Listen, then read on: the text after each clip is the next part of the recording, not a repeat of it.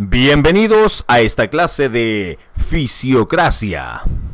Mi nombre es Gabriel Flores Rosas y este material de aprendizaje ha sido desarrollado en lengua española para el curso Physiocracy de la carrera de licenciatura en Economía de la Escuela de Negocios y Economía de Atlantic International University, universidad que se encuentra en los Estados Unidos. En la clase de hoy vamos a estudiar algunos elementos, como por ejemplo la teoría de Quesnay.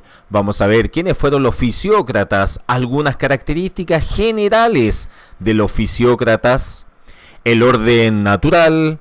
Vamos a ver y estudiar un cuadro económico, el producto neto, la propiedad territorial, el impuesto, para finalizar con la teoría de Turgot. Muy bien, comencemos. La fisiocracia, la teoría de Quesnay. La fisiocracia proviene del griego physis, que significa naturaleza, y kratos, que significa poder, gobierno. Es decir, es el poder o el gobierno de la naturaleza. Los fisiócratas surgen en Francia. Sus mayores exponentes son Francisco Quesnay y Robert Turgot. Propusieron que las actividades relacionadas con la tierra eran las únicas que generaban valor y riqueza.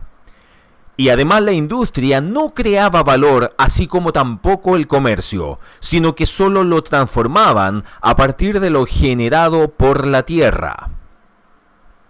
Algunas características generales de los fisiócratas son los siguientes. 1. La economía está regida por un orden natural. 2. La agricultura es más importante que la industria. 3. Se divide el trabajo en dos categorías, el productivo y el estéril. 4. Explican el proceso de circulación. 5. El salario estrictamente indispensable para satisfacer las necesidades esenciales. 6. Hablan de un cuadro económico. Esta doctrina económica estuvo en boga en Francia durante la segunda mitad del siglo XVIII y surgió como una reacción ante las políticas restrictivas del mercantilismo. El fundador de la escuela, François Quesnay, era médico de cabecera en la corte del rey Luis XV. Su libro más conocido, Tableau économique, o sea, el cuadro económico, del año 1758, intentaba establecer los flujos de ingresos en una economía anticipándose a la contabilidad nacional creada en el siglo XX. Según los fisiócratas, toda la riqueza era generada por la agricultura. Gracias al comercio, esta riqueza pasaba de los agricultores al resto de la sociedad. Los fisiócratas eran partidarios del libre comercio y del laissez-faire, o sea, la doctrina que defiende que los gobiernos no deben intervenir en la economía. También sostenía que los ingresos del Estado tenían que provenir de un único impuesto que debía gravar a los propietarios de la tierra, que eran considerados como la clase improductiva. El orden natural. Los fisiócratas creían en la existencia de un orden natural y esencial que era el conjunto de instituciones conformes con la providencia y que aseguraría la prosperidad. Cuando los fisiócratas hablan del orden natural, no intentan analizar la realidad, solo describir una situación ideal. Según los autores de la fisiocracia, existe un orden natural o ideal de todas las cosas, impuesta por Dios y que el hombre puede descubrir. Por lo tanto, el objetivo de todos los estudios científicos era descubrir las leyes que rigen los fenómenos. En la descripción del orden natural, los fisiócratas enuncian sus propuestas en materia de política económica. La fisiocracia exige la propiedad bajo tres formas que son las que se pueden ver en pantalla. 1. La propiedad personal, que es el derecho de todo hombre a disponer de sus facultades físicas o intelectuales. Número 2, la propiedad mobiliaria, que es el disponer de los frutos de su trabajo. Y número 3, la propiedad territorial, donde el heredero debía disponer de la tierra. Esto lo justificaban afirmando que era la retribución por haber mejorado y conservado el suelo durante las generaciones, y que era el mejor sistema para asegurar el mantenimiento de la tierra. Y aquí había libertad del comercio exterior, libertad del tráfico interno, porque recordemos que muchas medidas se oponen al proteccionismo del mercantilismo. El orden natural llevaría a un buen precio de los productos agrícolas. Una política de no intervención del gobierno haría posible que el capital fluyese libremente hacia el sector agrícola y que el flujo del producto se ampliase con el tiempo. Los salarios debían ser lo más elevado posible para aumentar la capacidad de compra de los productos agrícolas. Debía haber un límite a la tasa de interés para evitar que el rendimiento del dinero sea mayor al rendimiento de la tierra. Y además un despotismo legal, donde la soberanía de un rey que conocía el orden natural de la fisiocracia y llevaba su política de acuerdo al mismo.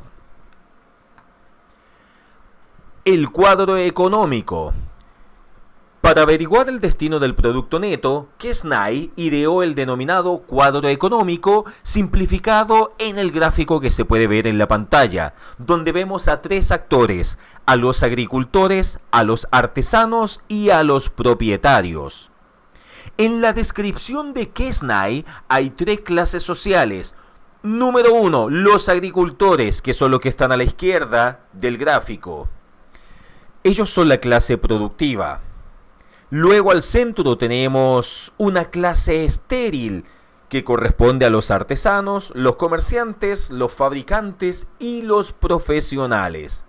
Y a la derecha tenemos una clase propietaria, y que se refiere a los terratenientes. El objetivo del cuadro económico no era describir la distribución de la renta en la economía, sino describir cómo circulan las rentas o producto neto de un sector a otro. Quesnay parte de que la agricultura proporciona una renta de 5.000 millones de francos. Los agricultores guardan 2.000, emplean 1.000 en compras a la clase estéril, o sea, en términos de vestido, alojamiento, etc. Y además entregan los 2.000 restantes a los propietarios. Los propietarios gastaban 1.000 francos, en la clase productora y 1.000 en la clase estéril. Entonces la clase estéril disponía de 2.000, de los que iban 1.000 a la clase productora y 1.000 a la clase propietaria. Después de estos primeros movimientos, habrían de producirse otros movimientos sucesivos de renta. El producto neto. La idea central de este sistema es que la productividad es algo exclusivo de los campesinos. Al aplicar su trabajo a la tierra, obtiene un superávit o producto neto, que es el exceso sobre el costo de producción. Este superávit tiene dos características únicas, y son las que se pueden ver en pantalla. En primer lugar, brota una y otra vez como un don de la naturaleza al campesino.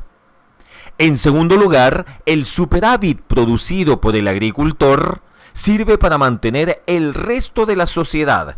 Esto es, a los señores, incluyendo al rey y a la iglesia, así como a los artesanos, a los industriales y a los comerciantes. Para Quesnay, una sola rama de la actividad económica era capaz de suministrar indefinidamente bienes consumibles sin prejuicio para la fuente de donde se extraigan, que es la agricultura. Las demás ramas de la economía eran solo transformadoras que se limitaban a añadir utilidad a elementos preexistentes, modificando su estructura material o trasladándolos de lugar. El producto neto se ve en la agricultura debido a que produce un volumen de bienes mayor a lo necesario para conseguir semillas y mantener a los agricultores. La propiedad territorial. En la propiedad territorial, el heredero debía disponer de la tierra. Esto lo justificaban afirmando que era la retribución por haber mejorado y conservado el suelo durante las generaciones, y que era el mejor sistema para asegurar el mantenimiento de la tierra. Luego tenemos al impuesto. La única clase productiva era la de aquellos que estaban vinculados al trabajo de la tierra, ya que producían riqueza. Por lo tanto, estaban de acuerdo con que solo la actividad primaria pagara impuestos, medida que involuntariamente favoreció el desarrollo industrial. Recordemos que en Francia es donde el aporte de Colbert, ministro de Hacienda de Luis XIV, da la implementación política de dichas ideas. Finalmente tenemos la teoría de Turgot. Turgot fue el primero que estableció el principio de los rendimientos decrecientes. Para Turgot, las sucesivas aplicaciones de las variables de insumos harán que el producto crezca, primero en proporción creciente y después en proporción decreciente hasta alcanzar un máximo. Tal como vemos en pantalla, Turgot distingue 5 formas diferentes de emplear el capital. 1. La compra de tierras. 2. La inversión para la agricultura. 3. La industria. 4. El comercio. Y 5. Los préstamos a interés. Cada uno de ellos proporciona una ganancia distinta. Las inversiones en tierras son las que dan menos beneficios debido a su seguridad y facilidad. La ganancia obtenida de los fondos prestados será más alta debido a que incluye una remuneración para el riesgo corrido. Debido a esto y también por el cuidado y la atención que se requieren por parte del inversionista, el capital invertido en la agricultura, la industria o el comercio deberá proporcionar unas ganancias mayores. Muchas gracias.